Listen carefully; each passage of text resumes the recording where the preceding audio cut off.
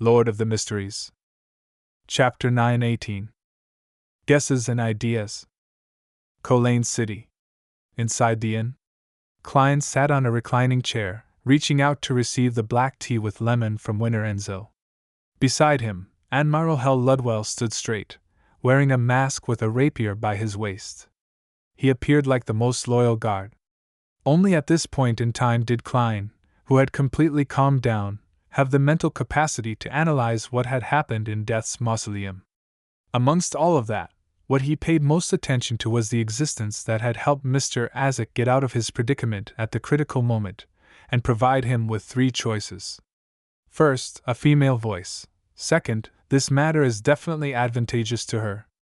Otherwise, no one would cross such a great distance to provide assistance.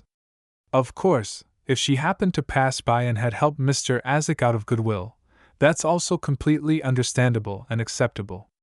But the problem is that the mausoleum is a product formed from Death's godly powers when he perished, a product of the characteristic, corpses, and the natural environment. Without the corresponding key, even deities can't find it. With a door that cannot be opened, how is it possible for anyone to be passing by? Also, Mr. Azek's actions had been very sudden. He didn't first seek out the members of the numinous episcopate that are carrying out the artificial death project for information. He directly followed the calling and arrived at the Berserk Sea and entered Death's treasure trove. If it's not someone who can locate me or him, or them being someone who has a strong prescient ability, there's almost no existence that can arrive in such a timely manner. Finally, the Salinger that can revive via Mr. Azek's body is almost certainly the "I'm mad, but I'm stronger" Death from the fourth epoch. That female voice directly addressed him by his name without showing any signs of respect. This, as Klein seriously analyzed the information, he suddenly had a theory, but he couldn't help but avoid the possibility.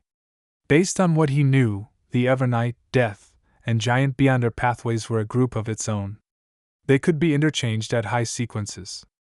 And other than using the honorific name of Lady of Crimson or some special Grade 0 sealed artifact to occupy a portion of the moon's authority, the goddess also had the title Mistress of Repose and Silence.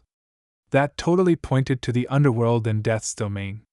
And back at the foggy town, and with his use of the holy sword to make a vow with the goddess bearing witness, as well as the goddess clearly possessing the authority of misfortune, it made Klein believe that he had entered her special watch list, just like how he singled out certain believers using the sea god's scepter.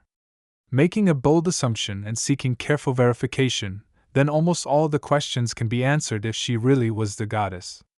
As one of the 7 orthodox deities, as one of the winners of the Pale Era, she has the level and right to address Death by his name. And having been labeled by her, once anything abnormal happens, such as me entering a strange place like Death's treasure trove, she would definitely sense it and take the necessary action in response. Furthermore, as it definitely requires some time, she didn't manage to stop it at the beginning. 2. Her. That artificial death, or the death pathway's uniqueness that had initially come to life, clearly enhances her authority in the aspects of repose and silence. It might even allow her to directly intrude into Death's domain, just like what the Mother Tree of Desire did to the Chained God.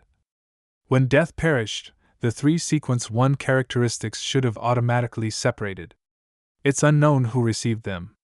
If the goddess is searching for them, perhaps Ruler of the Ancient Underworld, Lady of all the Undead, will be added to her title. Although Mr. Azek has been pursued by the Church's high sequence Beyonders, he has ultimately never suffered any real threats. From the looks of it, the goddess has been waiting all this time for today's development. Upon coming to this realization, Klein suddenly felt a little frightened. He was rather pious. At the very least, he superficially raised his right hand in a pious manner. Tapping 4 spots in a clockwise manner on his chest, he formed the sign of the crimson moon and muttered, "Praise the Lady." This made him recall the answer he received when he asked Snake of Fate Will Septon about obtaining the high-sequence Beyonder potion formulas of the Seer pathway. Can only be obtained from the crazy Zeradol or the Hornacis mountain range. If you are the blessed of the Evernight, treat it as though I didn't say it.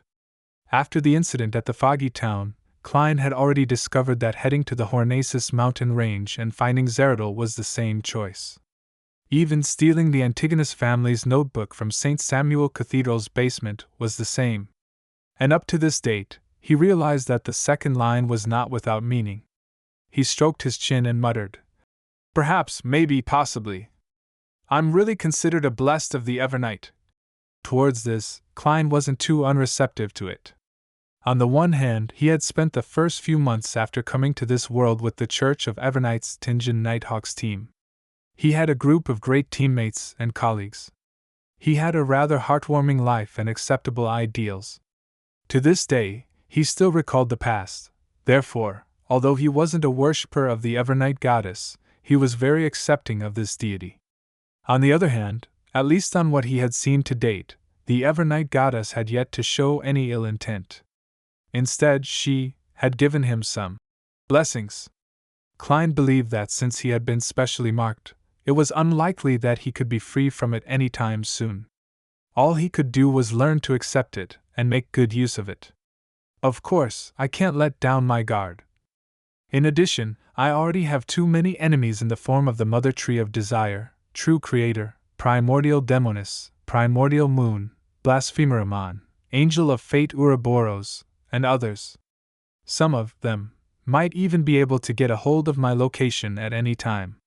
Without finding someone powerful to cozy up to, my future will really be difficult. With so many things on his plate, Klein quickly adjusted his state of mind. To him, as long as the goddess had labeled him from the moment he made the vow using the holy sword, and not earlier, as well as not constantly monitoring him, he found it acceptable.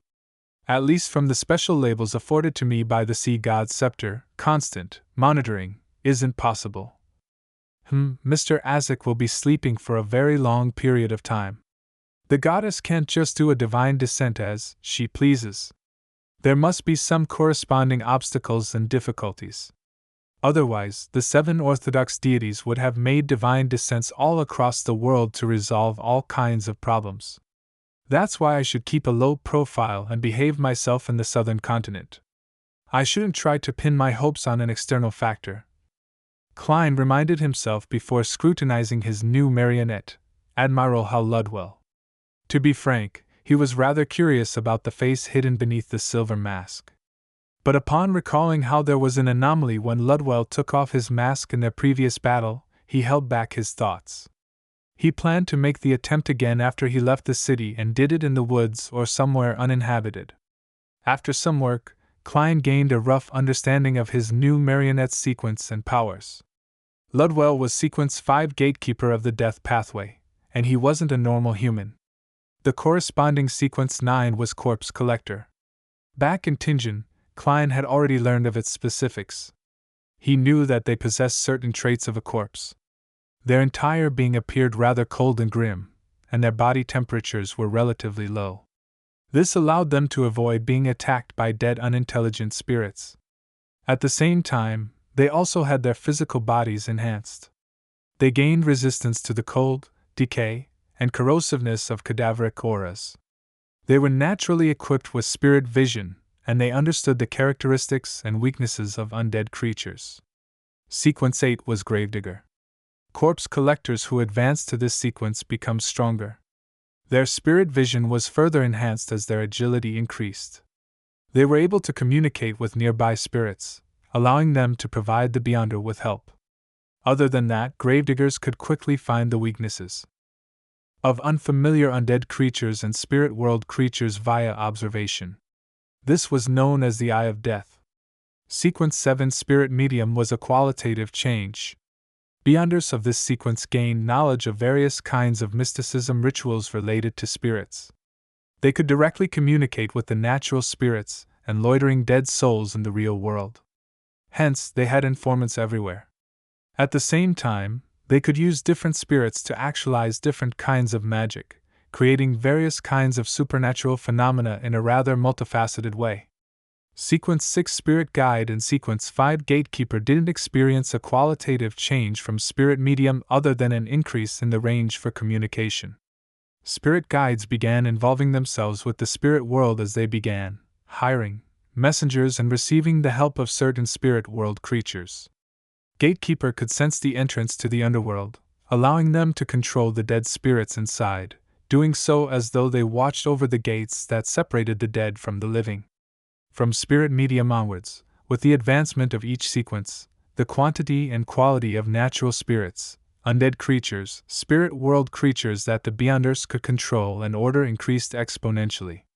Spirit Guide gained the use of the additional language of the dead that circumvented the protection provided by one's physical body.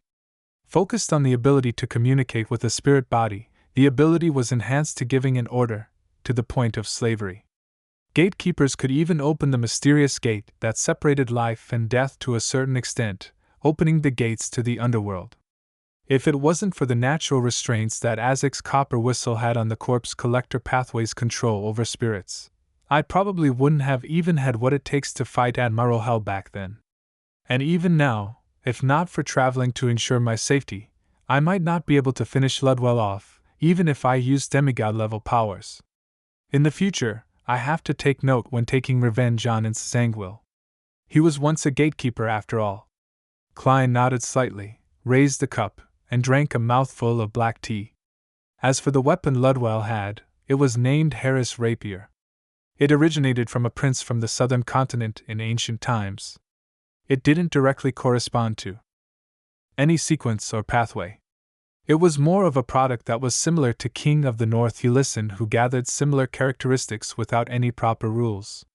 It only had one Beyonder power, bringing absolute destruction to the items it stabbed. As a pirate admiral with the highest bounty, Ludwell didn't only have this mystical item. Unfortunately, his most precious death ring had been taken by Azek. As for the silver mask on him, Klein temporarily had no way of taking it off for research. Also, he really doesn't like money. He has zero need for money. Klein lowered his cup and retracted his gaze. Considering how it was still early, he planned on leaving Colaine City and heading elsewhere to wait for Danitz to finish his investigations.